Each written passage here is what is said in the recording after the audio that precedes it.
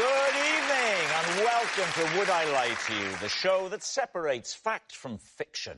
On David Mitchell's team tonight, he's the self-appointed German comedy ambassador. It's Henning Wehn. And she's a DJ, singer and a judge on RuPaul's Drag Race. It's Michelle Visage. And on Lee Mack's team tonight, it's Corrie legend and I'm a Celebrity star, Simon Gregson. And she left Holby City to go on the run in Celebrity Hunted. It's Chizzy Akadulu.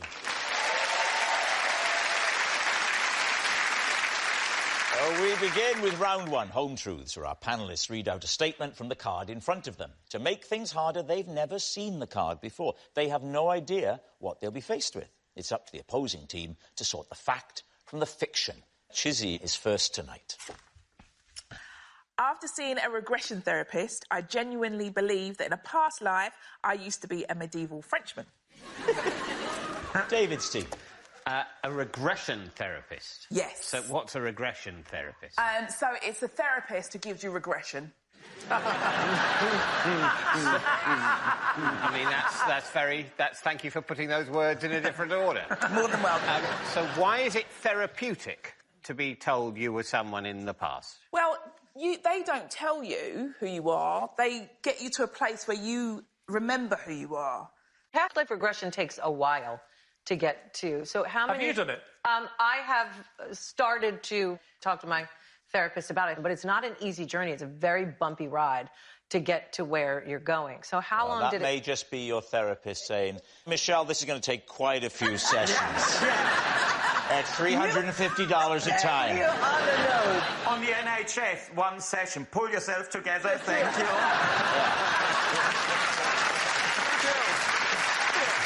So go on then, Chizzy. What do they do? You lie on the sofa. And it's kind of like being hypnotised, where you get to a certain state and they start asking you questions of what you can see. And what could you see? So the first thing I saw was I landed in this field and they said, what's on your feet? And I said they're like these metal shoes and they sort of pointed. So armour? Yes. Essentially the booty bit of armour? Yes. I've never heard you sound so butch in my life. So I realised I was in armour because of the way I was walking, and then I walked towards this big castle. It was ruined. The castle was ruined completely. So you're walking forward, clank, clank, clank. You go in the castle. More likely to be clank, clank, clank once you get to the castle, which would probably have had some sort of floor, whereas the field was more... Yeah. You walk to the castle, clank, clank, clank, clank, clank, clank, clank.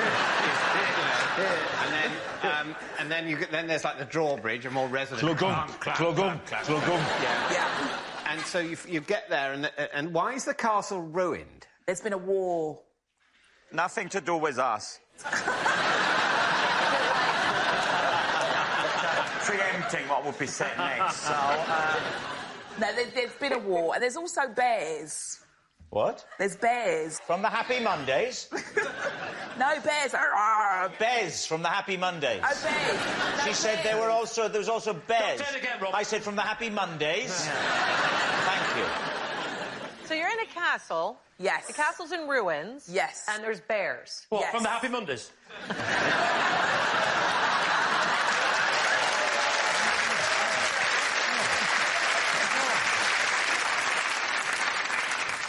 Is the idea behind this that we were all one person before, or we've been lots of people? We've been lots of people before. So if you go for the next session, you might get one of the other people. Absolutely You might not, and then you sort of go, I want to find out what happened to the medieval Frenchman. No, you can't do that. You're the Greek soothsayer today. Some parts, I think, of the Buddhist faith believe that you carry on until you've lived every life. That's it. Wow. So Every life. At some point, David, I'm going to be you. And I'm going to do it differently. But can you do it differently? In this system where we all get a go being everyone, doesn't it all just, the ride goes the same, whatever? You sort of think, actually, no, I'm actually Lee Mack being David Mitchell, so I'm going to do it more northern. But it's too late. No, we've got to do David Mitchell. You can't. That could be happening now. You could be doing me, I could be doing you. I'm not doing you now, David. I think if you were doing yourself, you'd be being funnier than you are now with me doing it. If I was doing myself now, I would be thrown off the show again. What about you, David? Do you think you've lived other lives, David? No, I don't think Do you have any time for this poppycock? My Is that your nickname for him?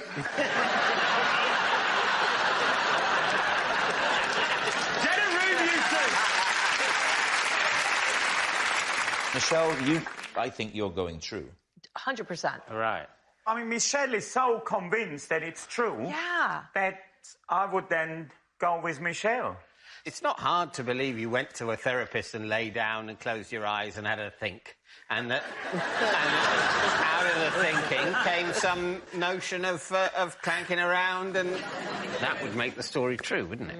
I think we're going to say true. Right. Chizzy, was it true, or were you telling a lie? Oh, guys, come on. Yeah, it's true. Yes, it's true. Chizzy really does believe she used to be a medieval Frenchman. Right. Simon, you're next.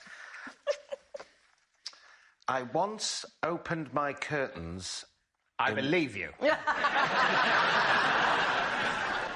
I once opened my curtains in what I thought was Manchester, only to see Denmark outside. David C. How did this come about? Well, me and a friend of mine had been out and had a long lunch in South Manchester, Yes. which ended up with us waking up in a hotel room, separate beds. And Oh, I'm sorry it didn't go better. thank you. And so how did the day end? With my friend saying, "Where are we?" And me saying, "I think we're in one of the hotels in Manchester." I opened the curtains and I saw a ferry going past, and the... How did you know it was Denmark? Did the ship say, "Welcome to Copenhagen"? Well, It'd be very confusing if a ship said, "Welcome to Copenhagen," wouldn't it? Because wherever it went... I wouldn't put "welcome to anywhere" on a thing that moved. We had to ring reception and ask the lady where we were. So what had happened, then? Well, we slowly pieced together that we'd got slightly inebriated and decided to jump on a flight somewhere. So we rang downstairs and asked them where we were, and they said room 342. To which I said, "No, what part of the world are we in?" And she told us where we were. That's a hell of an opening question. Hello, reception. Yes, where am I? We then went down to reception to clarify where we were. So you ring her up. She says you're in room 342, whatever. And you go, "No, where in the world?" And she says, "Copenhagen." And then you sort of go, "I'm going to need to speak to you about this face to face." Simon, aren't you from Manchester? That's why I knew ferries didn't go down Key Street. But see? why would you stay in a hotel in the city you live in? You're a very innocent man.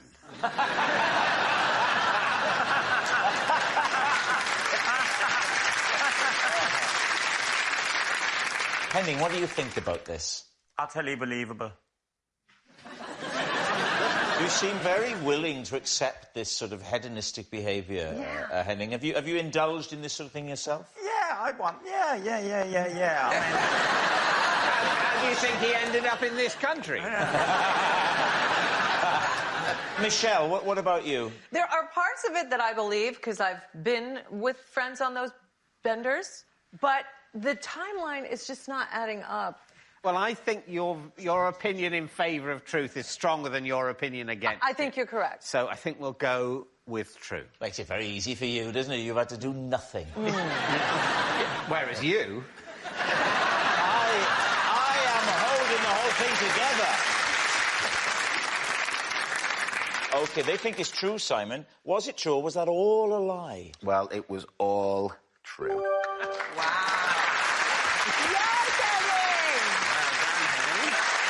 Our next This round is called This Is My, where we bring on a mystery guest who has a close connection to one of our panellists. This week, each of David's team will claim it's them that has the genuine connection to the guest. It's up to Lee's team to spot who is telling the truth. So please welcome this week's special guest, Ben.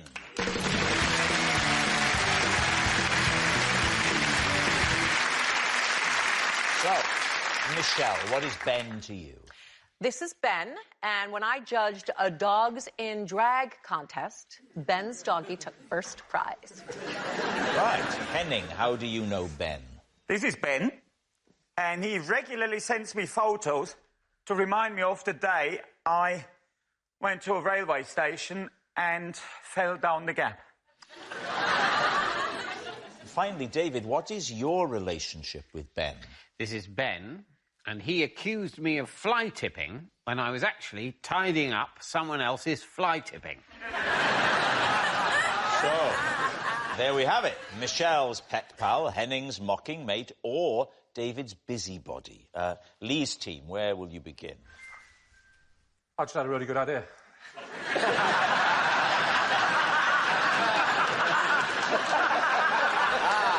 Very good. So, Michelle, how many times have you judged a doggy drag competition? A few times. You know, this is something I love to do, and I actually get hired by companies to do that. Oh, on a professional basis? On a professional level, but this one was not professional. And where was this? This was on the set of RuPaul's Drag Race. In what country? Here. Here. Do you watch RuPaul's Drag Yes, Race? I do. Do you remember this bit? No. Right, it's a lie. What series were you filming? We were filming series 3, and it was the last day of filming. It was for the crew. It was not filmed on camera. Whichever crew members wanted to bring their dogs and dress them up, we were going to have a doggy drag contest. So what kind of dog does Ben have? Ben's got a Labradoodle. A Labradoodle? Yes. OK, so already a bit draggy, because they're a little bit... They've got a perm. Sure, yes. Fluffy. Yeah, and what's the dog called? Well, their drag names are not their real names. So the drag name was Cindy Pawford. Cindy Pawford. Nice. Do you remember what the dog was wearing? Did it have a big mole on It had a mole stuck on it, had fake eyebrows stuck on it, had a wig, a little tight dress. We had one contestant called Grace Bones. And that one was really cute, had like a little hood, you know, like Grace Jones would wear like those little heads. There was another one called Doggy Parton, who had, and she had blonde hair. You know, had a hard What do you time mean walking. they put false boobs on her? Yeah, little foam false boobs. Was there 12 of them? Or just the 2? There was not 12, it was just the 2. Lovely. She was talking about the teeth. Oh, Dogs have more nipples than we do. That's why we always have envied them. Yes. Did you say that this dog won? His dog won the prize, yes. What was the prize? Cindy Pawford. It was a golden bone statue that was made by the art department. Was it phallic? Well, I didn't pay attention to that, Lee. Well, was it a bone upright on a stand? Yeah. It's phallic. All right, now, who would you like to quiz next? Henning. Just remind us, Henning, of your claim. This is Ben. He regularly sends me photos to remind me of the day I went to a train station and fell down the gap. Oh. Have you never heard the announcers say, mind the gap? They didn't. And that's the reason why I fell down the gap. Where was the train station? Somewhere out in the sticks. What time of the day was this? Daytime. So daytime in the sticks. Well, that's very specific. And why did you fall in the gap? It wasn't my fault because, as Simon pointed out, no one said mind the gap. Henning, paint us a full picture of the event. You're at the station to catch a train. What happens? They didn't make an announcement saying mind the gap, and then it's not my fault at that point, is it? Yes, I understand that. We're not saying it's your fault. I wasn't alone. I was with my bicycle. Right. OK, so again, what happened? Listen, how many more times? There was no announcement. No, Henning. That's why it happened. Now, what happened? Oh, yeah, very good. Very good. I tried to wheel the bicycle onto the train. Yeah. The bike got caught in the gap. Wheel spins round. You name it. You name it. You name it.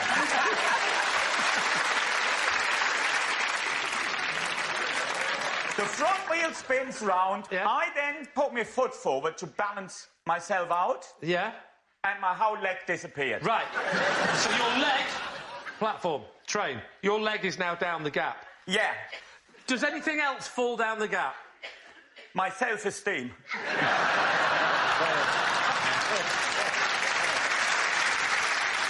Where does Ben fit into this? Who is he in relation to you?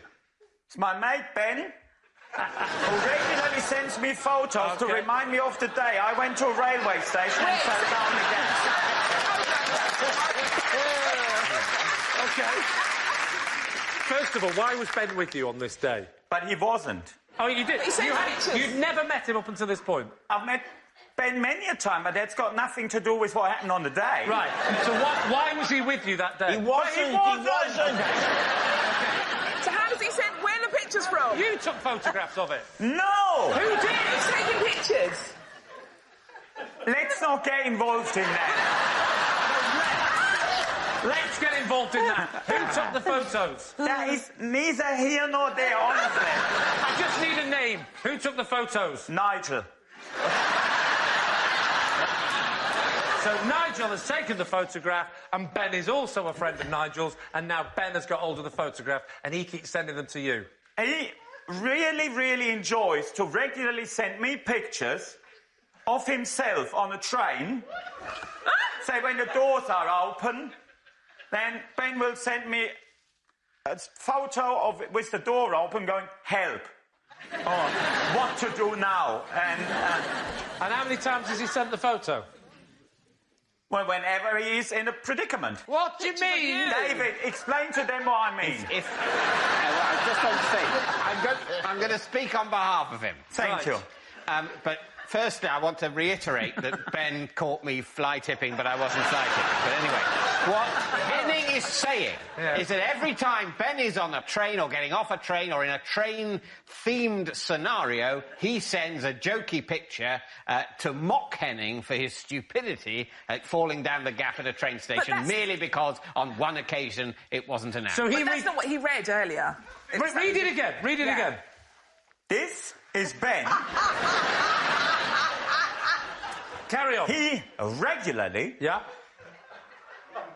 Yes? Regularly sends me photos to remind me of the day I went to a railway station, choo-choo, and fell down the gap. And that is the last thing I say on that matter. Now please deal with David. No.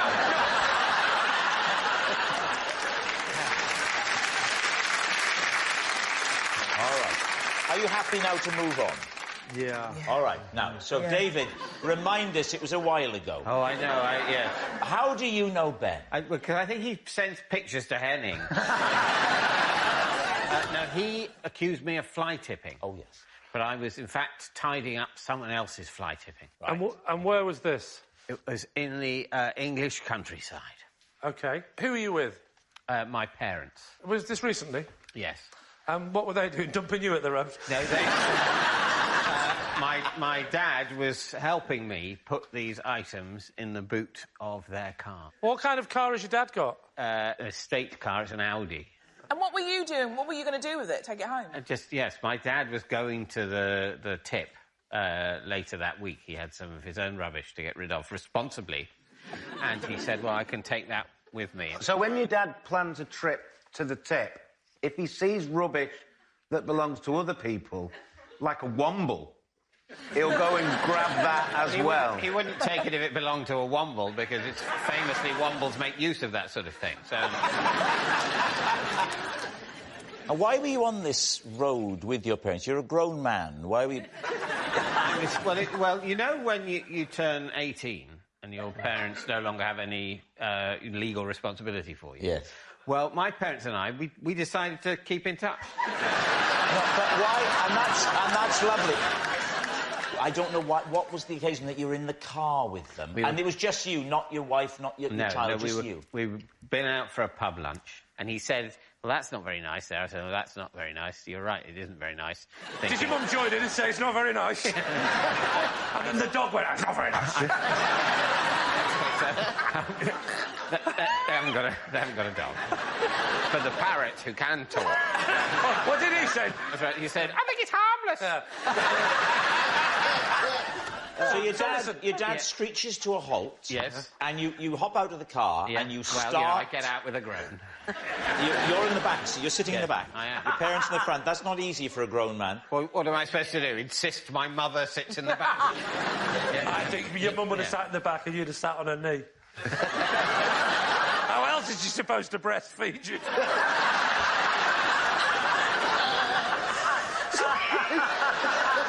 how I always picture you, David. Your dad looked in the mirror and went, "Oh, that's not very nice." So anyway... You have to ruin everything, don't you? How does Ben appear? Who is he? What's he doing? As if by magic. He drives up in a car, another car, if you imagine. It's quite, turning out to be quite a busy road. And he winds down the window and said, "What are you doing?" Really? Yeah. Oh, yes. Initially, he was quite cross. So he said, "What are you doing?" And you said, we're moving this stuff. Yeah, we're getting rid of it. And he said... We didn't like it. We didn't leave it here. We didn't like it being there. We're getting rid of it because my dad's going to the tip. But I am allowed in the front. My dad's going to the tip. Did you pull up your short trousers by the belt? I was wearing my adult clothes. So you loaded up the car? Yes. In front of him?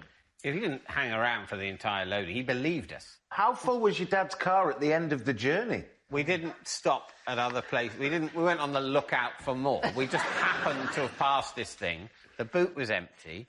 My dad said he was going to the tip in a few days. My dad's going to the tip. My dad's... My dad's going to the tip. He said if I'm very good, I can go too. Yes. But I will have to stay in the car.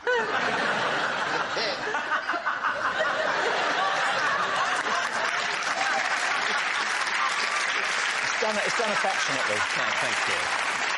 Right, we need an answer. So, Lee's team, is Ben Michelle's pet pal, Henning's mocking mate, or David's busybody? I believe Michelle has professionally judged competitions where dogs dress up. Do I believe that professionally? Would someone be paid for that? Yeah, in this day and age, definitely. Yeah. We get paid for doing this. Wait, you do? Yeah. You should, honestly, Rob, you should ask about it. It's difficult, isn't it? Because David's... You see, hang on. Is there enough room... What was the car again? Audi estate. So we're not putting the back seats down because David's in the back seats. Those cars, you can put one of the seats down in the back. Was one of the seats down at the back, David? No. Because obviously, I've got my teddy on the other seat in the back. Was Teddy looking forward to the trip to the tip as well? OK, come on then. Who is it? Do we want to go Henning? You want to go Henning? I don't know.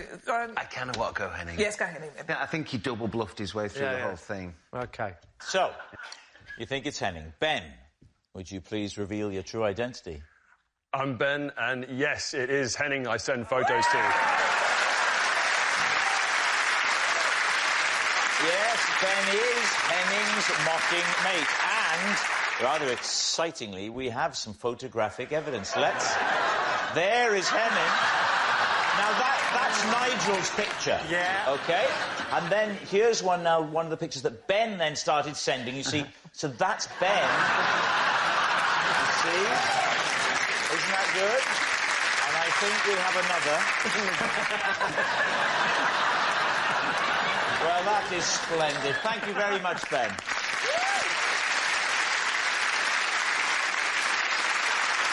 Which brings us to our final round, Quickfire Lies, and we start with... It's Lee. When I was trying to sell my house, I once put on a disguise and viewed it undercover, so I could see if the estate agent was any good. David's team. True. So describe the disguise. Have you seen RuPaul's Drag Race? The disguise was, first of all, I shaved my beard off. When was this, then? When did I last not have a beard? I'd say 5 years ago. 5 years ago. And you've moved house since then, have you?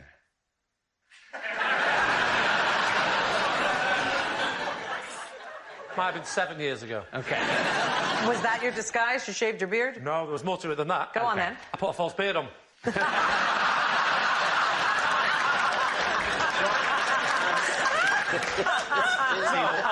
I shaved my beard off. Yeah. I put a wig on. Yeah. Put a pair of glasses on where they're really thick and make your eyes look massive. So I've got massive eyes, demi-wave, no beard. Yeah. So when you got there, did the estate agent say, "Oh, hello, Mr. Mack"? Not at all. He didn't recognise me at all. Did you do one of your voices? I did do one of my voices. Which voice did you do? I did Michael Caine. You did Mike. So why don't you imagine that Simon, one of our highest regarded actors, he is the estate agent. OK. And you are going now for a viewing of the house. So Simon's opening the door, and there you are. Hello? Sorry, I would have rang the bell, but I know it's not working.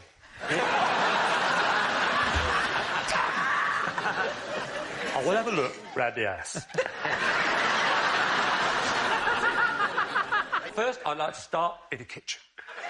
Come this way. I'm sorry about all the mess. The previous owner is a little bit of a tramp. But I've heard the current owner is OK. How did you know he owns currants? Just we once had a date.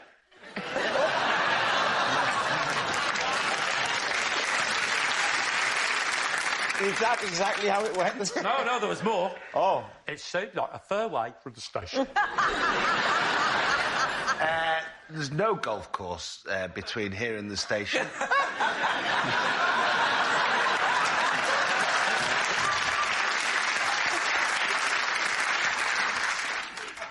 That was on par with your last one. Very good. Right, Michelle, what are you thinking? I mean, I would do that. I think that's brilliant if you want to see how your house is being sold. What do you think, Henning? True? Oh. No, you don't think Not in a million years. I mean, I think he might, but I actually think what he would do is he'd get someone else to go on his behalf. Yeah. So you're saying it's a lie? Yeah. Lee, was it true, or were you telling us a lie?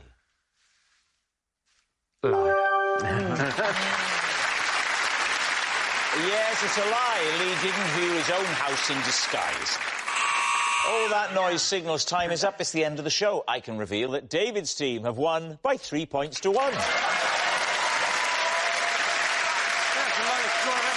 Thanks for watching. We'll see you next time. Good night.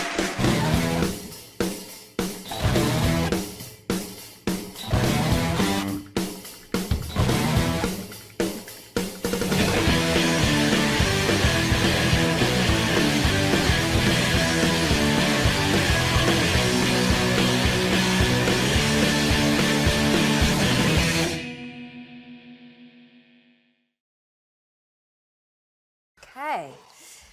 When I was Baby Spice, I mainly just ate baby food. David's team. So you only ate baby food? Yeah. So I moved in with the girls. We lived together, and we didn't have very much money. So I used to eat baby food. What were the other girls eating at this stage? Beans on toast, corned beef and rice. Corned beef and rice? Who was eating that? Who do you think? I'd go for Mel B. Yeah. No, with that. Just eat it. It would never occur to me to eat baby food. How did you discover that? It was either my nephew or a cousin, a baby, and I must have just tasted it. What were you were stealing baby food off a child. I still do it now with my own kids. What were your stools like?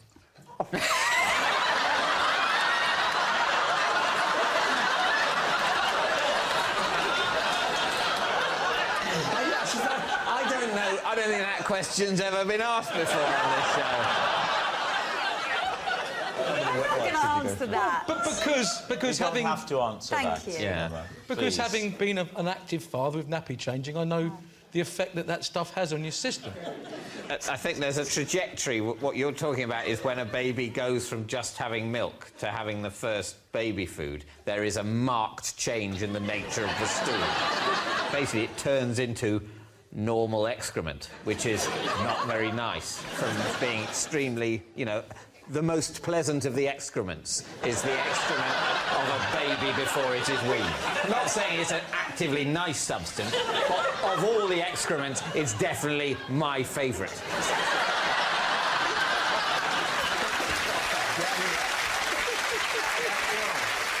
Can I just say, David, on behalf of the team, thank you for getting us past Sean's awkward moment. Thank you. If you like, I'll rank all of the excrements.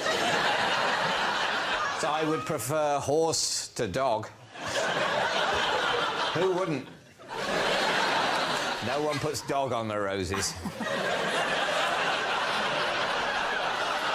Tell you what, why don't you relax for a little while? So, what are you going to say? I think it's a lie. What do you think? I think it's false. We're going to go lie. You're saying it's a lie. Right. Emma, truth or lie? Unfortunately, it's true.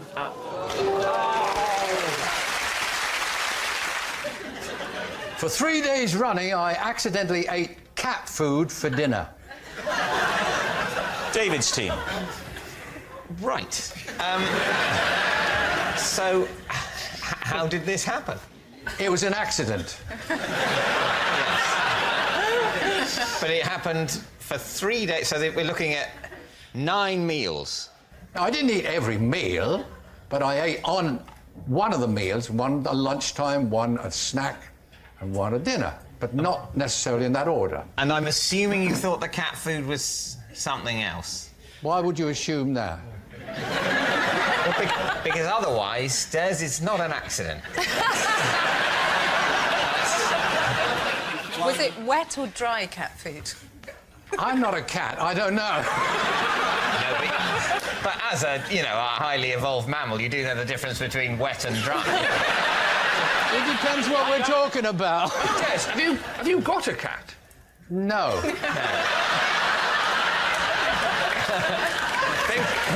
There's a chink in this, isn't it? There's a little chink in this. I would point out that this didn't happen at home, obviously. Oh, I see. Right. Where did it happen? Abroad.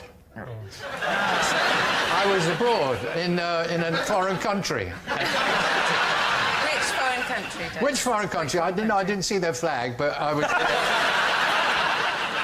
How did you eventually find out that it was cat food? I'd rented a place. It was in Spain, right? I'd rented a villa, and I had to go and do my own shopping.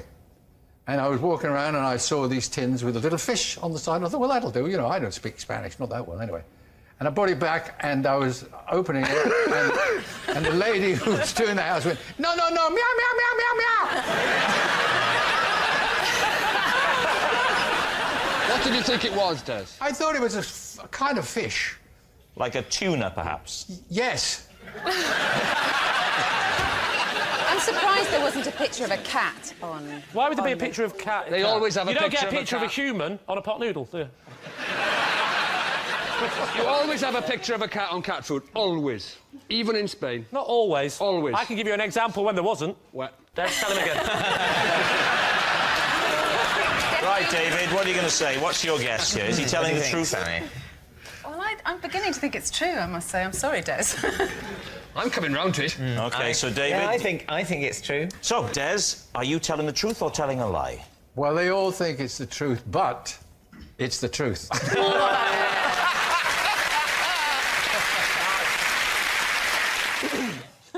I once broke into a convent and stole food from some nuns. Please do. When did this happen? When I was hungry. Quite hungry. Which was when I was young and didn't have any money. How young? Not 18, 19. Was it just you, or was there anyone else involved? A friend helped me. And what did you steal? I stole vegetables. Vegetables? Stole When was vegetables?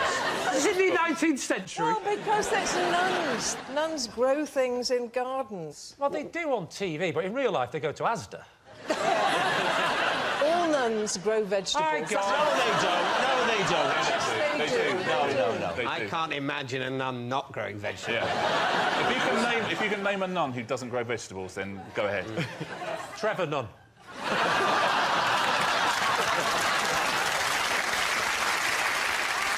What I did was, while she distracted them at the door, I snuck round into their garden, which they do have, it's not just on TV, and stole vegetables. Dug them up? No, you don't dig up all vegetables. There are some hanging. Like what? Beans. You're milking a cow now. Is there a cow there as well? Don't worry, we'll get some milk while we're at it. So you lived near this nunnery? No, we had to drive there. Why, if you were poor, did you have a car? She had a car. Right, so... How did you get 2 syllables out of poor? You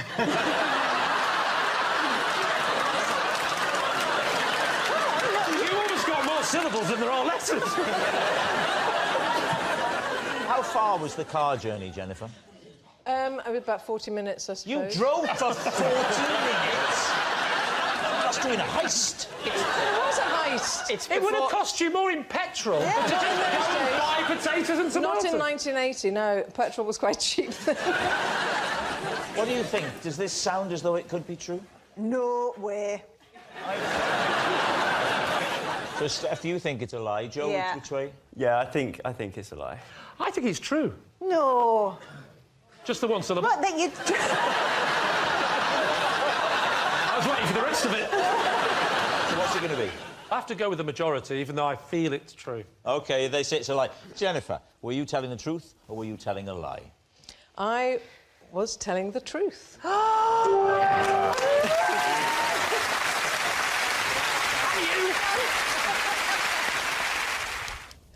I was rumbled at a dinner party after serving up a shop-bought pie and pretending I'd made it myself. Oh, David. Right. What was in the pie? Steak and kidney. And what shop did you buy it from? I bought it from a local butcher. Did you make a big deal of saying, oh, look at my homemade steak and kidney pie, isn't it lovely? Yes. Unfortunately, I did, yes. I waxed lyrical. And who were the people that you were trying to impress so much that you were homemaking, but you didn't know well enough to say, I just bought this from a nice They were butcher? the parents of a good friend of mine who've been really kind to us, and I wanted to do something nice for them. What repay them by lying?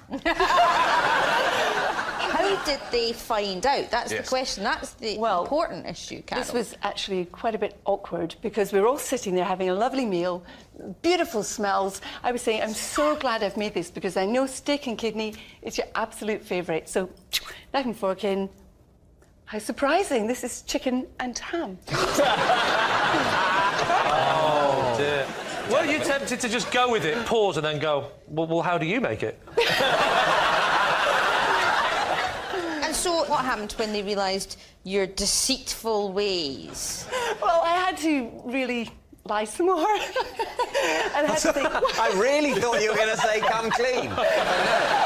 Nice and more. Say, I'm afraid, do you know one of the first signs of Alzheimer's is thinking you're having chicken when in fact it's steak and kidney. It's a terrible thing. It means you've basically only got hours of consciousness left. So what did you say, Carol? Well, I said, because they had thought that I'd cooked these, I said, well, I made a big batch of pies at the weekend, and I made some chicken and ham, and I made some steak and kidney, and I froze them all. That's good. I took out the wrong That's ones. very good, actually. That's very good. Tipped off our tongue. Oh, my God. We have nothing to fear from climate change. You'll just tell us what we want to hear. It's all fine. Yeah. If you feel like you're drowning, in fact, it's a lovely sunny day. So, David, what are you going to think here? Well, I think it's genuinely, as it's hard to believe Carol would ever lie, but she's lying one way or another. So is she lying today, or did she lie a long time ago? I prefer to think that she lied a long time ago. Yeah. In which case, she's telling the truth now. Although, actually, her lie now would, to be fair, be mitigated by the fact that that is the point of this game. I'll be devastated because I've watched Carol and loved Carol for some period of time, and I'll be slightly devastated and I'll have to take the shrine down that I've got in the house. But I'll take that shrine down. She probably is telling the truth in that she lied. Don't throw the shrine away, by the way. Well, we can have a little chat about it. So, David, you think it's the truth? I think we think it's true. You think it's the truth, right? Carol Kirkwood. Was it the truth or was it a lie? It was the truth.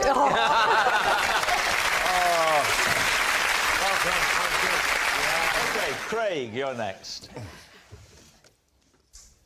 When I was 8, for about a year, I insisted my parents set an extra place at the dinner table for Steve Davis.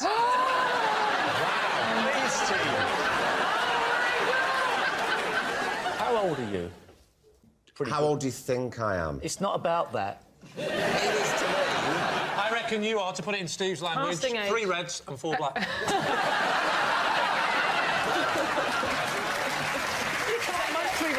That's a good point Steve makes. I can't do 3 reds and 4 blacks. It's impossible. But it took a me, didn't it? I know, I've forgotten, and I'm a commentator. Can I just say, you can, because you could use the black ball as a free ball, as a red, and you could get 3 reds and 4 blacks. So you're wrong there, Steve, but never mind, you're new to it. What era was this? It was in the 80s. So when Steve was like the world champion... Steve Davis at that time, for me, was my hero. But still is, surely.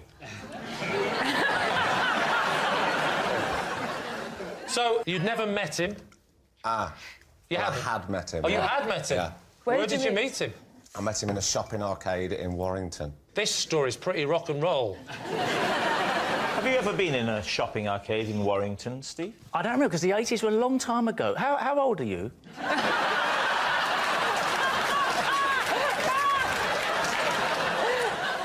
What was Steve doing in the shopping arcade? Signing things for Yeah, people. I did sign And did you things. take something to sign? No, because it was a spur-of-the-moment thing. I didn't even know he was going to be there. Oh, it's And so, but you met him?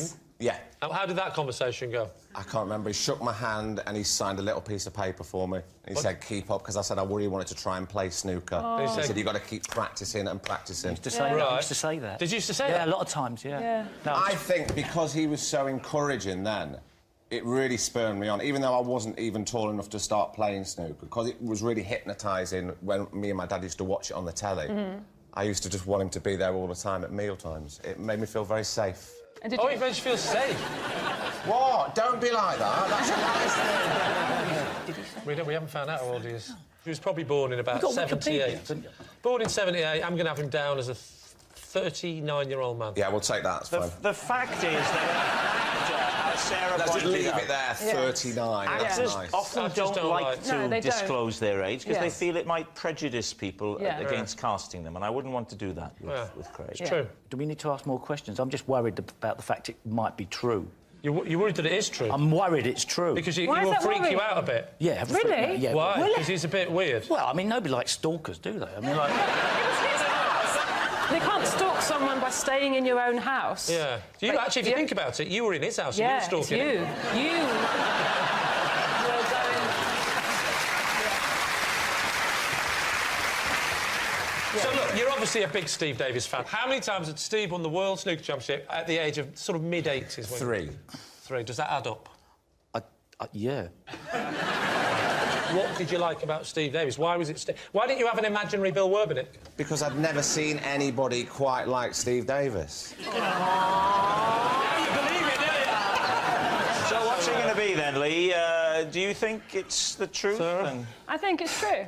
Are you into snooker? Nope. But I've had a lot of fun listening to all the colours and all the numbers. I'm really missing out. Steve, what are you thinking? Oh, I don't want to know about this now. And the thing is, if I say it's true because I've been sucked in, how stupid am I? I'll be the 3rd stupid person on this team. You think it's true, Steve? You think it's...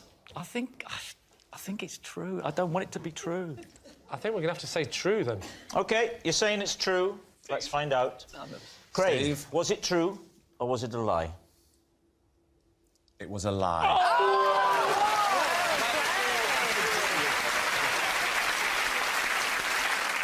Are you not interested in Steve Davis at all? No. I did like his character when he was spitting image. I like that. Stop digging! Stop AJ is first up tonight. For dinner, I often eat an entire packet of cream crackers. Please, team. Just cream crackers? Yeah, for dinner. Like, the whole dinner is a packet of cream crackers. Do you have this when you have dinner alone or with other people? Combination of the two. Hang on. With other people, do you say, don't worry, I'll cook, and then come round? There you go. Don't worry, I've got us a packet each. That's me shaking the cream crackers in case you want. Just... Now, AJ, it doesn't strike me as a healthy diet. Do you have a take on this? Because I know you have an above-average knowledge of food. You are talking like a man who has never had a conversation in his life. I know for a fact that you have above-average knowledge of food. What are you talking about? No, because I know about you. You I know about you. I know about you and your eating habits. I'm the one in the team. You trained, didn't you train as a nutritionist? Yeah, you know. Well, if you trained as a nutritionist, why on earth are you eating crackers? Look, that's like saying, does a kidney doctor, like, not have alcohol? Kidney doctors drink booze, you know what I mean? Yeah. It's the liver more than the kidney, traditionally, but I take your point. Look, listen. Think. Which one? What's it going to be? Look or listen, please. What is that? Look, listen, think. That is a thing, isn't it? Cross the road. Cross the road. Yeah. It's stop, look, listen, close your eyes, run! So what are you going to say, Lee? It's clearly not true because she's very slim and you can't eat that amount of crackers and be healthy, and you look healthy. Sorry, I've never met a woman before, I'm nervous. So, AJ, is it the truth or is it a lie? It's true! Nick, you're next. Possession. Ah, right. There's a box. If you just pick that up, bring it up to the desk there. And would you read... There's a card in there. I'd like you to read the card first and then reach back in and take out the possession. Right, OK. This is a hat from my hat collection. I wear one whenever I throw a dinner party. OK, now take out the possession, the hat. Please be a fez. Wow, let's see. There we are, how's that? Wow. You should wear that in the boardroom. That would be terrifying. Right, just pop it down there. So, David's team, what do you think? What sort of hat is that, Nick? That hat is the hat of a Kazakhstan border guard. Can we have a look at it? Yes. Lee, Well, it's his hat. It's a hat. Oh, yes, it's his hat, isn't it? Thank you. I would love to see you wearing that hat, David. Well, I'd be very proud to wear it. It's a bit small for me. Very fetching, though.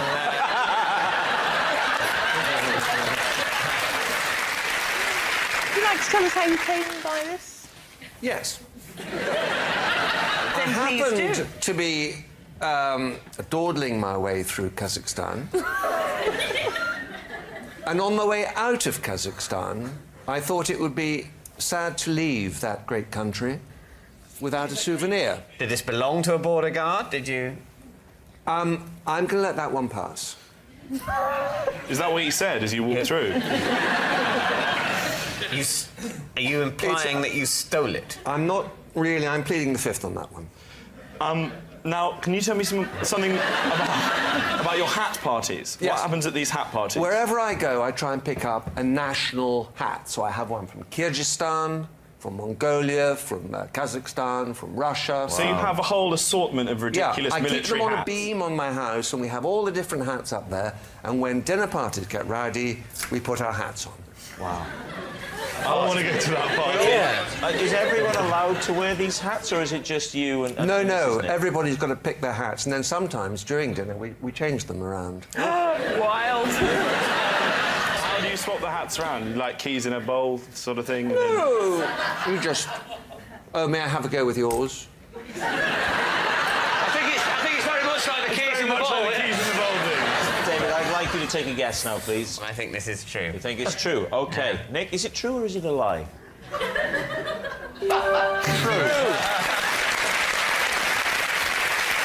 And here's a picture of Nick in another of his favourite hats. Isn't that nice? Yes, it's true. That is a hat from Nick's hat collection that he wears at dinner parties. At one of Nick's dinner parties ended up in a food fight. Margaret Mountford got a face full of sugar, and when Lady Sugar found out, she started a food fight.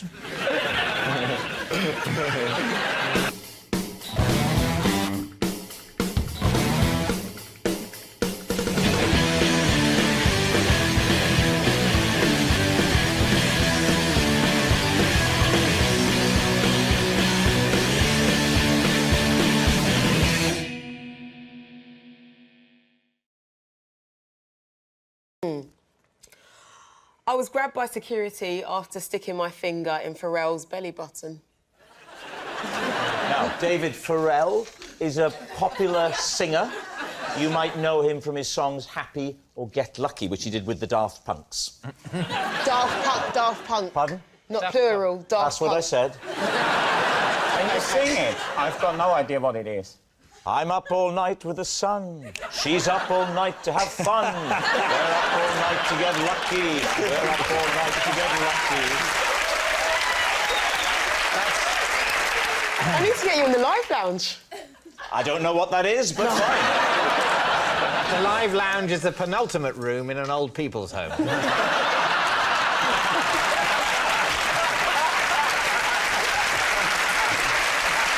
So, you put your finger in his belly button. Yeah. What happened?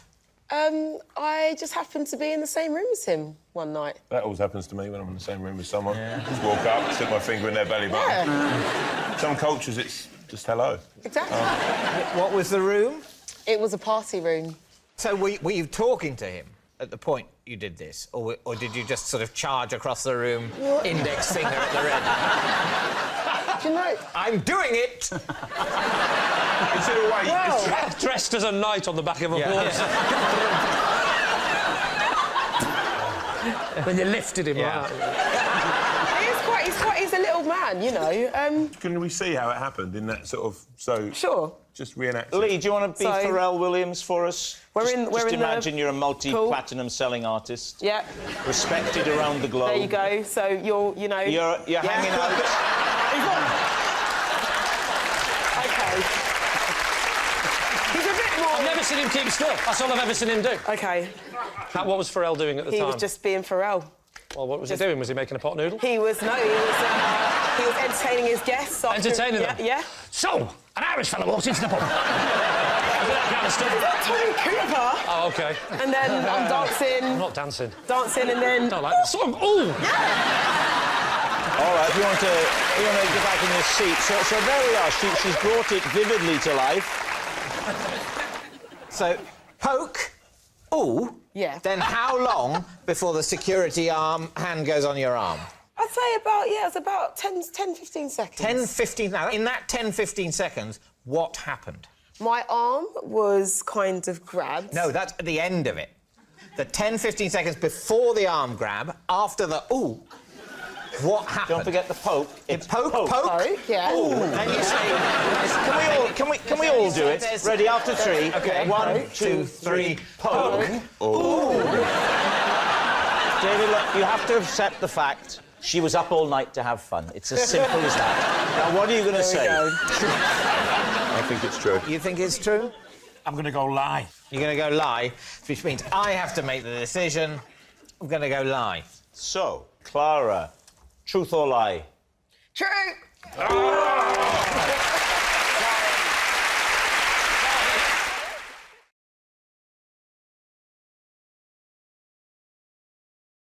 Kiss the alderman. Retail bar. Can I just say, he's written these down, so I hope you can remember them. Do you still cut hair now? Oh, not so much now, Robert. For these sixth formers... Yes. A hand lion... a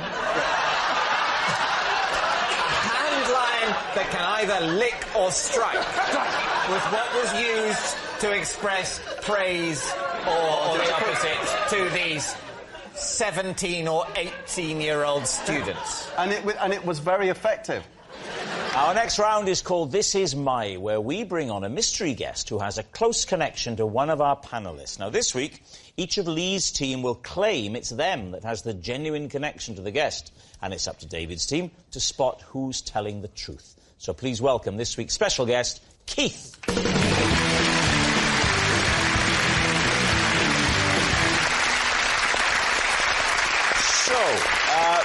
Bob, first of all. Bob, what is Keith to you? This is Keith. He's my oldest friend, and when we were at school together, we hid a dictaphone in the classroom ceiling to confuse our teacher. David Harewood? This is my old teacher, Keith. I once had to claim I wasn't me when I met him in a cafe, as I was in character preparing for Homeland. And finally, Lee, your relationship with Keith. This is Keith, and his hawk... Yes. Yeah, I'll admit, David, it's a difficult start. But go with it. Yeah. This is Keith.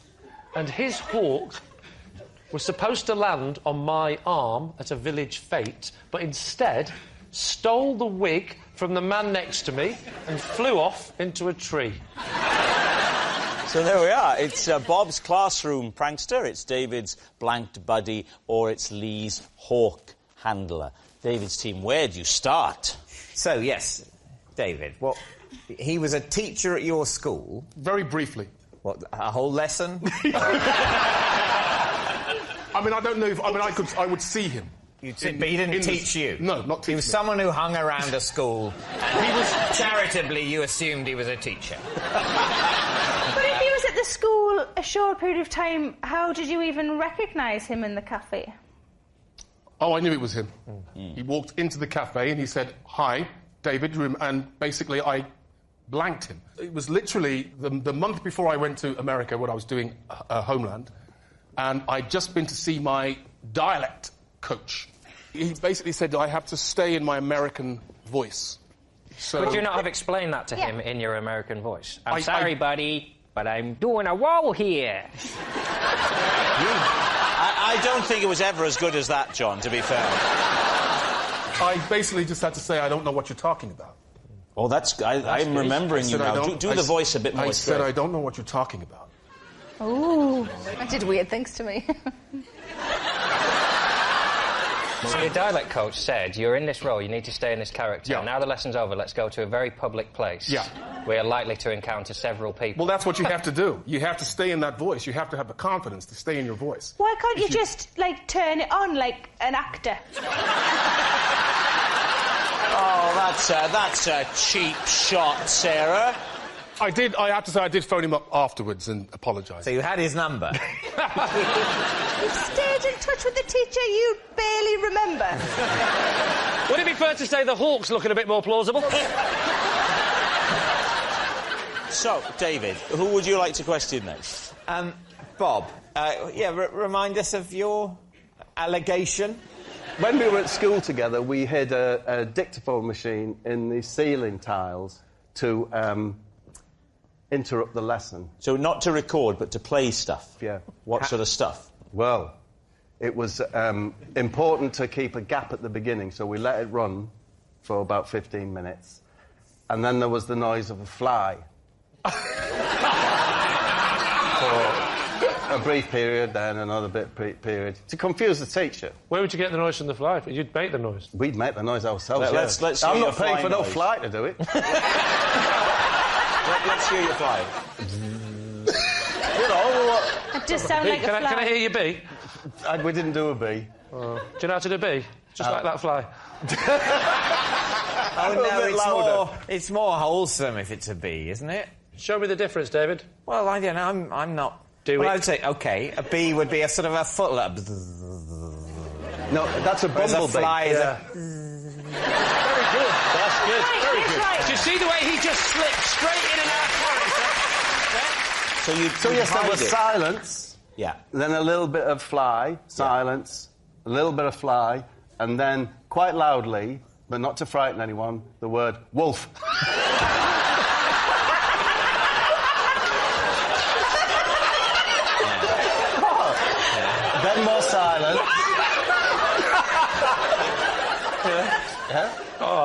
silence.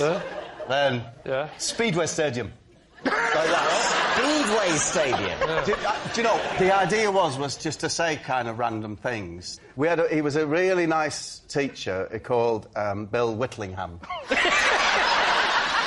How did Bill Whitlingham react to these random sounds? Well, Mr. Whitlingham left the room and said, "Can you sort this out by the time I've gone back?" Can you sort whatever it is that's going on? And there was a cupboard in the corner where, interesting, it had, like, exercise books in it, pens and that, but it also had, in a little cage, a hand lion, which is a robotic, it's a battery-operated thing. What? Are you just saying any words that come into your head? In any order? Well, it's a hand lion, and if a hand lion. It's a robotic, animatronic hand lion. Yeah. And if you'd been particularly good, he would put it on your hand and set it to lick it. If you'd been particularly... Was this like a clockwork lion? No, it was remote control. It was remote control? Remote control. He had the controller in his desk, and he said, you've been such a good boy, get out the hand lion, and you'll get a lick. And if you'd been bad, you put him on your hand and he'd strike. He'd strike at your hand. So the hand lion had two settings. It could lick or it could strike. Yes, good boy, bad boy. Right, very good sensible. boy, bad boy. Now, the only problem with it, of course, was... What, this story? It would... The only problem was, of course, if the batteries got low, it would get constipated. No, anyway, but in this cupboard, so we got up on the cupboard. You climb onto the cupboard that the hand lion is housed in. Probably asleep. Right, you reach up onto the ceiling tile. Take out the dictaphone. Switch it off. Yep. Mr. Whitlingham comes back in. Yes. What happens? He's nervously awaiting another, edict from above. Doesn't come, we carry on with the lesson. British government and politics it was. There was a lesson called British government and politics? Yeah. A year on that? 2 years, it was A-level. For the sixth formers... Yes. A hand lion... a hand lion that can either lick or strike was what was used to express praise or the opposite to these 17 or 18-year-old students. And it was very effective. All right. Would you like to move on to the final claim? So, Lee, tell the story about Keith. I was at a village fete, and... Why were you at a village fete? I was helping out. What village? Thames Ditton. Why were you helping out at Thames Ditton fete? Because I don't live too far away from there, and they asked me to help out, and I did a few little things, like I did a bit of tombola, a bit of announcing. Then I went over to judge the pig racing. The usual things you do at a fete, you know. The pig racing? Yeah. I don't know why I judged it, because surely first past the post, but... Well, I was doing a case of a dead heat. And what happened with the hawk and Keith and the wig? One of the things I had to do was to volunteer to stand there and learn. He had the little headpiece on where he'd teach the crowd basic falconry, I believe we call it. I stick the glove on and then hold this little thing. I don't know what it was, but I'm doing this. A small morsel of meat. Thank God you've been to one, because I haven't. I'm holding a small morsel of meat. Then what happens? And then the swan comes down. The swan came down. So the hawk comes over, right? It comes over. There's a person missing from this story, and it's the mayor, right? The local mayor. I can't say it in I always struggle. Mayor. The mayor, right? So you're standing next to a horse. Yeah, so the local... So the mayor is doing his bit, but the mayor has got a wig on, right? The hawk flies over to go and land on my hand, but he lands on the mayor's head, and so he gets caught up in his what should we call them? Talons. He gets caught up in the talons, and then in the sort of panic, the bird and he can't release this wig, and he flies off. And he goes into the tree. I said, why didn't he go for the meat? And he said, I genuinely think the gold chain caught his eye. There was a bit of confusion for a second, and he just did a bit of an emergency landing on a mayor's wig at Thames Ditton fete. What's there not to believe? At that point, did you cry, oh no, the mayor's hers over there?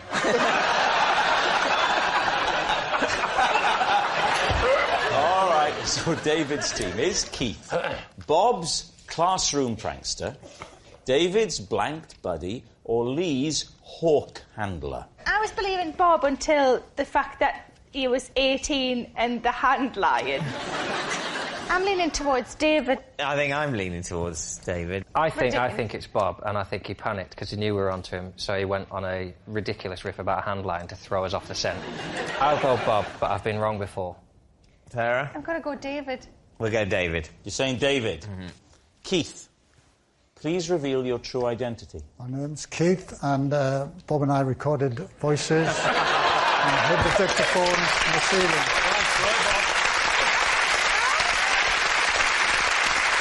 Yes. Keith is Bob's classroom prankster. I would never have believed all that stuff about a hand line was completely true.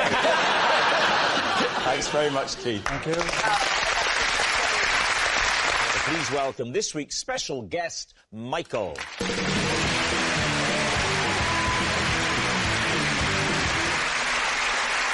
Right, we'll start with Diane. What is Michael to you? This is Michael. I once punched him in the face because I thought he was a ghost. Bob, how do you know Michael? This is Michael, and after cutting his hair, I got a job on a campsite as a hairdresser. And finally, Lee, what's your relationship with Michael? This is Michael. Together, we helped free a donkey that had trapped itself in the cubicle of a seaside toilet. So there we have it. Is Michael Diane's ghostly guy, Bob's campsite client, or Lee's donkey do-gooder? David's team, where would you like to start? Well, Diane, where were you when you mistook Michael for a ghost? I was backstage at the Theatre Royal Bath. And what were you doing there? I was in a play. What happened? You were in the dark, waiting to go on the wings? I was in the wings. In the wings, waiting to go on? And I'd been told a ghost story about this. Where that the was Theatre Royal Michael? Bath is haunted. What was the story? Well, that the theatre was haunted. They said that about once a week, this ghost, a man with white hair, would float around the theatre. So you heard So that then story. I'm standing in the wings. Uh-huh. I turn round and I see... Well, I know it's Michael now, but at the time I thought it was the ghost because of the hair. And I sort of inadvertently punched him. And what was he wearing? He was wearing quite dark clothes because he was, you know, working backstage. He looked like he was kneeling on some sort of prop. So he looked like he didn't have any legs. That's what made me think, oh, my God, it's the ghost. So he sort of sidled up and knelt on something. Yeah. I have to say, I have slightly less sympathy for Michael now. I realise that what he did is he sort of crept up behind you and knelt there. that is slightly creepy behaviour, isn't it? Yeah. I did ask him why he was kneeling on the bookcase. Yeah, but I imagine at that point he was also asking you why you hit him. Yeah. Did he answer you? Was he able to say why he was kneeling on there? Yeah. He said there weren't any chairs backstage. All right, who next? OK, Bob, you cut Michael's hair, and this was on a campsite. Yeah. How did you come to... Because you're not a hairdresser, are you? I'm a hairdresser, David. You previously worked as a hairdresser, had you? I'm from a family, I'm the youngest of 4 boys, and in my family tradition is that the eldest is a priest, then a lawyer, then a teacher, and then a hairdresser. So it fell to me to take up the scissors.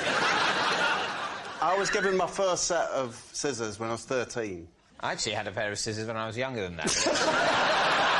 Were you the 4th child? Yeah, no, it wasn't. It was more for, you know, cutting out bits of coloured paper. Oh, no, these were Japanese steels. These were Yasakis. Right, OK.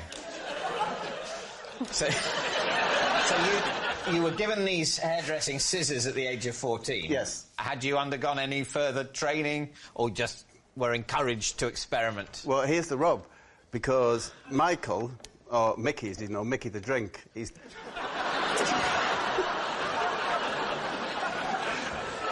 Why is he called Mickey the drink? Anyway, so, he was one of the first people that I ever gave a haircut to as a young boy. He was one of my friends. And then, fast forward to 1982, I go to the World Cup in Spain. There was Michael, Billy the Pigeon... Gentle Kenneth. Billy the Pigeon? Gentle Kenneth, yeah. Why is he called Billy the Pigeon? Oh, he's found his way home? No, he's a pigeon.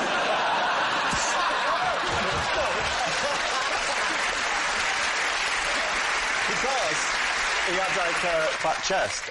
We all went to Spain. We were on the campsite for the England fans. I, as always, gave Mickey his haircut. And the one-man army from Nottingham, the Nottingham Forest fan, caused all the trouble out there. He demanded that he had a haircut. What trouble did he cause out there? Well, for example, he rushed to the cafe that we're in and threw a coin like that. Could have damaged anyone. Luckily, it went straight in the slot machine and won the jackpot.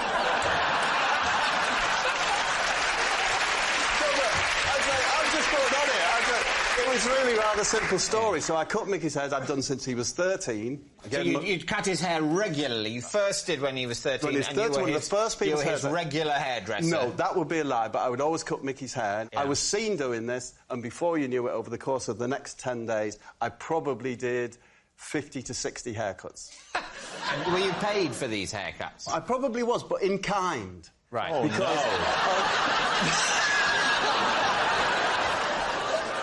The only thing any of the English fans could say was huevo solo, and that got you an egg sandwich. And I seem to remember that people, because I was cutting hair, it was always in the morning, that someone would bring me, oh, mate, you're busy cutting hair, you have a huevo solo. So you were paid in egg sandwiches? I think maybe I was. And you did 50 haircuts over, how many days? I think that was probably 8 days. So you're having 50 egg sandwiches over 8 days? I mean, I'm interested in the haircuts themselves. Yeah. Was there a signature style? It was the early 80s, were there mullets going on? I mean, what was the look? It was a feathered look I was expert at. It was called, where I'm from, it's called the foffer. You'll probably think of it like Rod Stewart. Oh, it's a lovely look. Layered at the bottom. Yes. Yeah. Do you still cut hair now? Oh, not so much now, Robert. To be honest with you, I can't do the new cuts. What? Did you hear that? I can't do the new cuts. Right, what about Lee and the donkey? So, Lee, tell us your story. I was at the seaside. I went to... Whereabouts? Blackpool. When was this? This was last year, believe it or not. Last year? Only last year, since the last series, and why it hasn't cropped up so far. Fair enough. On holiday, or were you summer seasoning? Seasoning? Doing a summer season? I'm not a juggler. Or were you... They have comedians in Blackpool. Or were you giving a keynote speech at the Conservative Party conference?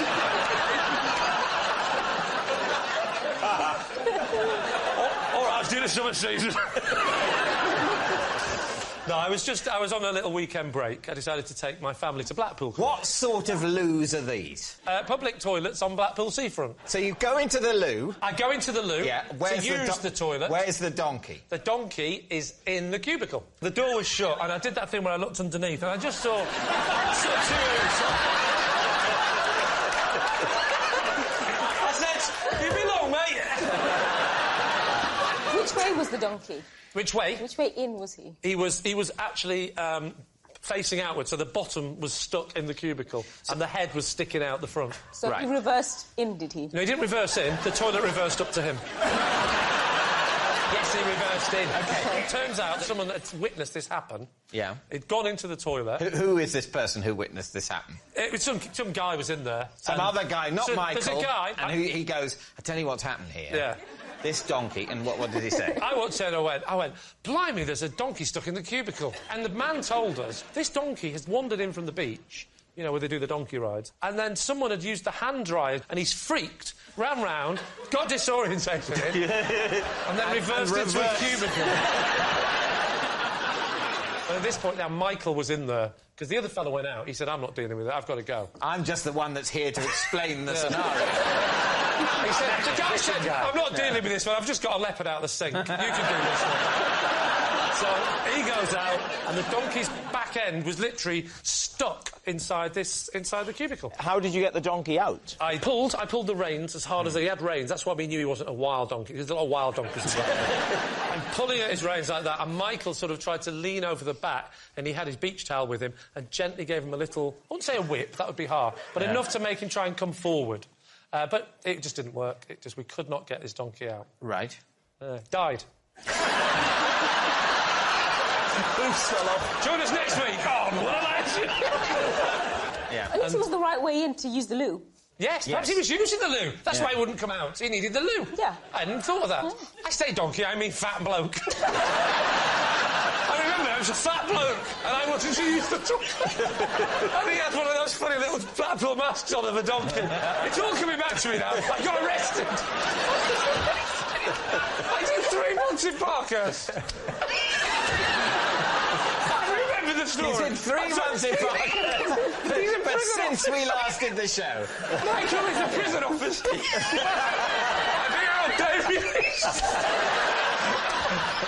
So there we are. We need an answer. David's team. Is Michael Diane's ghostly guy, Bob's campsite client, or Lee's donkey do-gooder? Well, what do you think? See, when I heard Diane's story, I thought that was a lie. And then I heard Bob's story and Lee's story, and then suddenly Diane's story seems a little bit more real. I think it's Bob. I think giving your man a haircut is the truth. 50 haircuts in a week, paid in egg sandwiches. I don't know that you can do that hairstyle with one pair of scissors. I'm from a family of hairdressers, and I just don't think you can do Rod Stewart. From a family of hairdressers. Scissors, Did you have more than one pair of scissors with you? No, well, my response to that, Nadia, is a family of not very good hairdressers. Two sets of scissors? He looks round about Bob's age. And Bob's haircut? Yeah. Can I just say, one final chance? He looks to me like a man who hangs round gentlemen's toilets.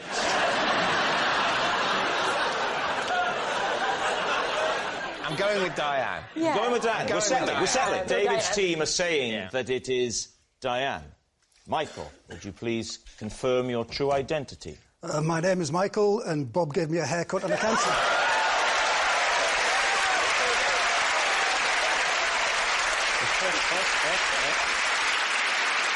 They can actually see photographic evidence of Bob cutting Michael's hair. There they are. Oh, my gosh. It really did happen. Thank you very much, Michael. Please welcome this week's special guest, Jonathan.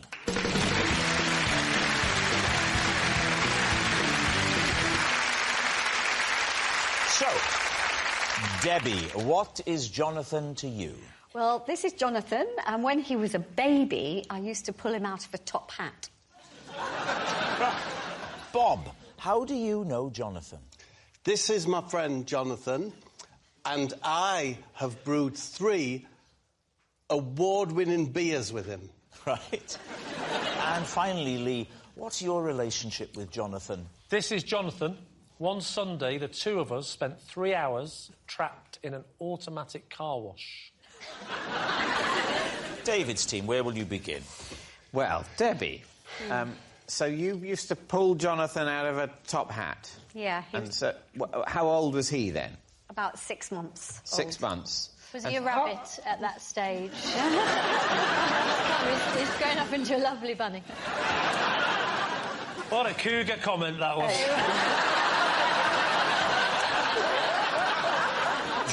He's going for it, though. Look, he's aflame with desire. Look at him. He's got the right hairstyle to be pulled out of a top hat. So, where did this happen? This was in a summer season in Bournemouth. Debbie, how big was the top hat then? It was a prop top hat, so it was a bit bigger than a normal one. But, you know, babies aren't very big. He was only about this big. 6 months, not very big. Yeah. And so... And was he the son of someone else in the summer season? Or No, was he one of the was- Chuckle Brothers' offspring or something? No, it was a feature in the show, and we had different babies on different nights. You know, they were like in rotation, and they came from an agency. So, who would bring Jonathan to the theatre? His mother. His mother? Yeah. And what would happen to him? I mean, I don't want you to give away the magic trick too much, but where was he stowed up to the moment where he's pulled out of the top hat? I can't tell you because I'm a member of the Magic Circle and I can't give That the is a secrets really away. handy thing for this game. I like it. Can you come on every week? Well, don't give anything away, Debbie, but talk us through the trick. There was a pretend rabbit And then Paul would lift this big top hat from underneath and tipped it forward. And that's when I would come over as the assistant and take Jonathan out and say, and here's the rabbit's turned into a real live baby. And the audience And went, I'd be like boo, we hate babies. No, they How long did they have to wait to be revealed? Not very long. It wasn't a very long trick. So they were only briefly on stage before the They were only briefly in reveal terrifying darkness alone.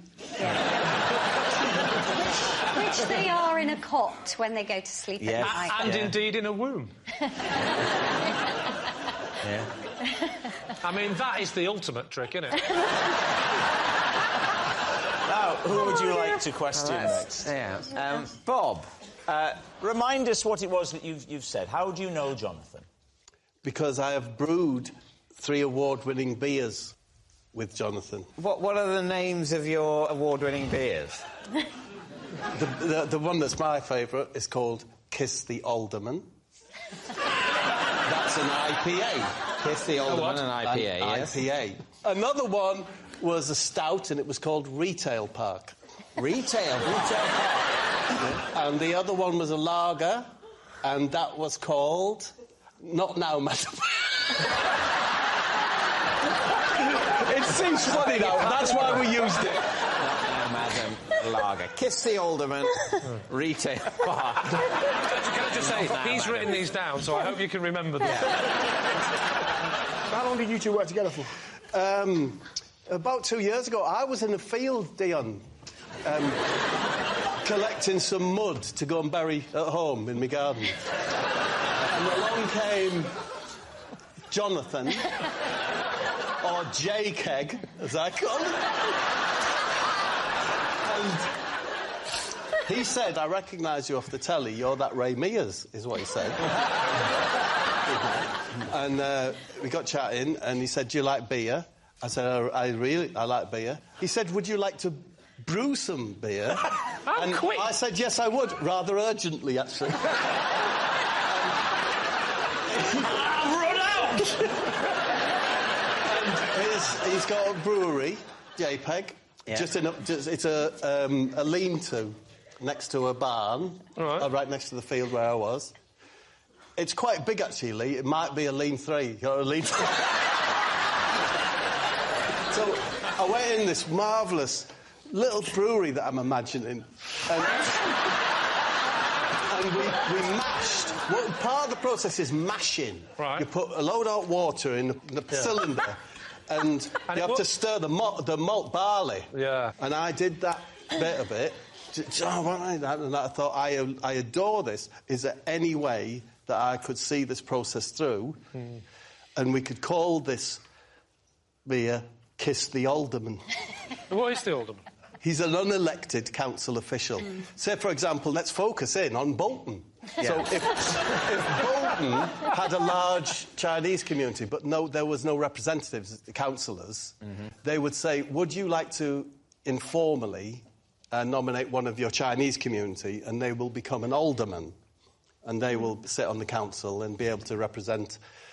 Right. No, that makes sense. So we've definitely covered what happens to the Chinese community in Bolton. However, back to the beer story. Yeah, so... and that was Kiss the Alderman. So we brewed 1,000 litres, bottled it, and it was the top beer in the Kent Craft Ale Society. Can I ask, my husband is a brewer, what hops did you use? Citrus hops. One of them's called something, and the other one likewise is named as well. I mean, this all checks out. You know what? The thing that is the hipster brewing beard. If you were to say to me, draw a brewer, that's what I'd draw. That's what you draw now. It's very interesting, Now. Whereas, wow, really? Whereas if someone asked you to draw a brewer 30 years ago, you'd draw someone very different, wouldn't you? I'd draw you.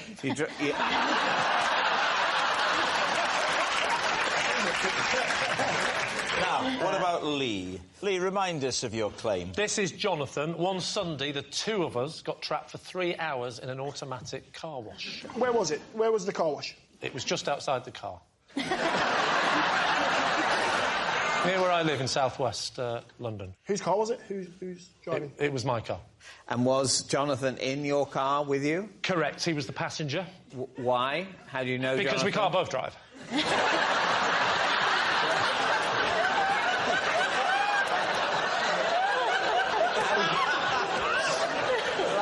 How do you know Jonathan? I know Jonathan because we're in the same football team.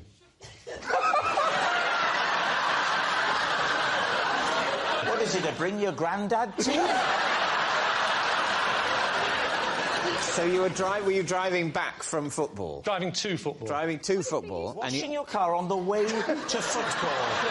Oh, I'm looking forward to the game, young Jonathan. I really can't wait. But tell you what, let's wash the car first, so that when we arrive, everybody says, oh, Lee's doing well. You drove into the car wash, and what happened? So, there was 3 options. It was gold, silver or bronze. And obviously, being from the north of England, I was looking for a lesser metal than all 3. But it stopped at bronze. So I went in and I said, can I have a car wash? And he gave me the token, and I went back out, and I Was it a token? Sometimes it's a code these days. All right, then, what he said was, the token is where the squirrel likes to hide.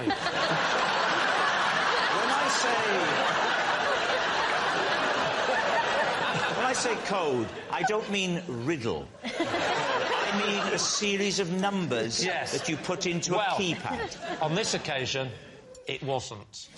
You put the token in the slot. Yes. You advance into the car wash. The weird things start going. Yeah, so the big brush at the front that goes over your bonnet, that came towards us. Yeah. And then the side ones came. It was the side ones that caused the main issue. They got to the door, stopped, and just kept doing that. And we couldn't open the doors. And it did not stop for 3 hours. I know, it sounds unbelievable.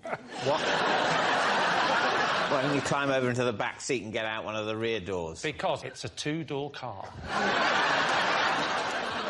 And I'm assuming this happened before the invention of the mobile phone. No, that was not true. It was during the invention of the mobile phone. During it? During the invention. No, in fact, do you know what we did? We were so stuck, didn't know what to do for 3 hours, we decided to invent the mobile phone. No, it was... his phone was in his sports bag, in the boot. Where was your phone? My phone was with me. Why didn't you use your phone? Because the battery had gone. How did you eventually get out? I absolutely screamed and screamed, and this stranger passing by saw a big button on the thing that said, emergency stop. So he pressed the button, and it stopped, and when it stopped, it reset itself back to how it should be. We opened the door, and I went in. And he went, you're back again. I said, yes, that's about my car. So what's up? I said, tell you what's up. The doors are phenomenally clean. All right. We need an answer. So, David's team. Is Jonathan Debbie's magic mate, Bob's brewing buddy, or Lee's car wash companion? I can't believe Lee's story is the kind of story I would have to invent to tell my husband if I'd been in a car with Jonathan for 3 hours.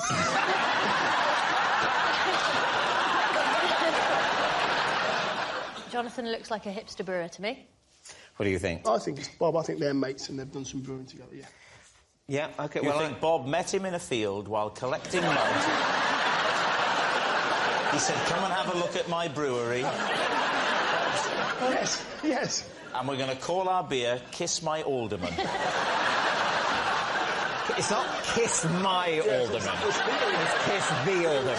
I'm so sorry. If it's true, I'm sorry. Rob, you can immediately appreciate why Kiss the Alderman is much more marketable than Kiss My Alderman. I certainly call mine the Alderman. But very popular with the Chinese community as well.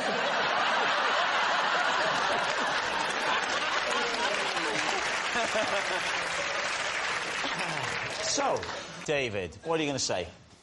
I think my team thinks it's Bob. Yeah, but let's go. You're going to say Bob. OK. Jonathan, would you please reveal your true identity? I'm Jonathan, and I brew beer with Bob.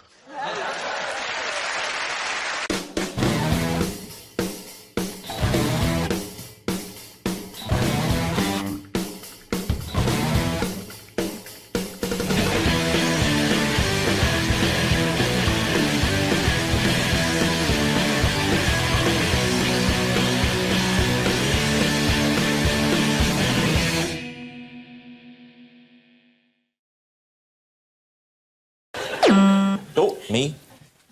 I always throw the first and last biscuit in a packet away without eating them.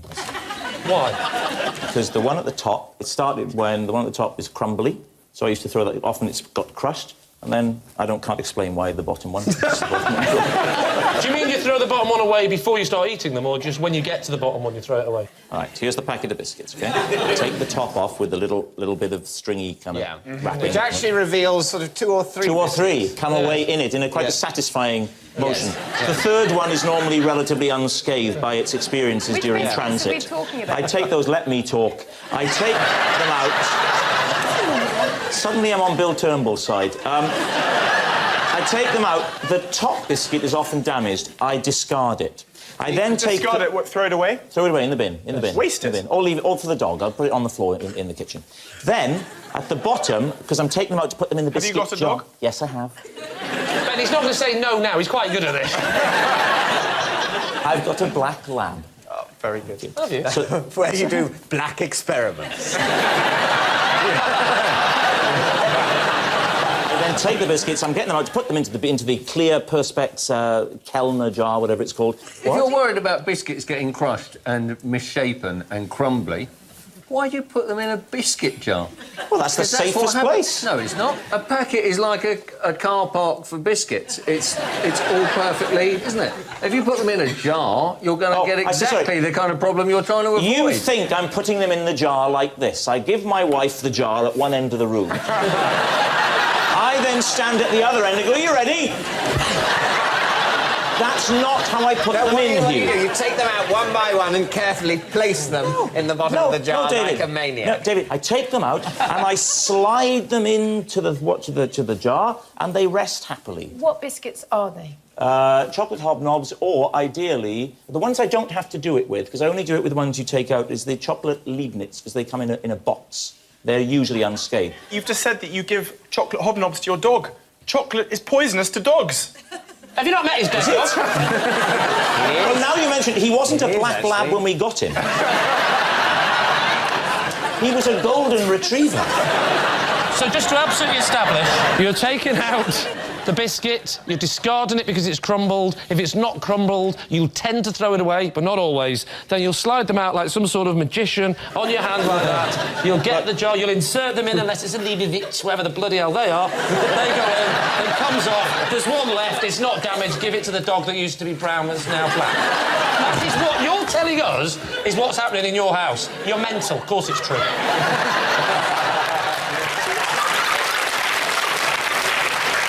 I think that's a lie. I think it's a lie. You're going to say lie? Yeah. Go on then, I'll go with my team, say that's a lie. Yeah? Lie. David? Well, yes, I think I can believe it. Yes, I don't like the broken biscuits on the end. Yeah. So what are you saying? So we'll say true. You're saying true, right. Yeah. You say true, you say lie. Well, it's actually a lie.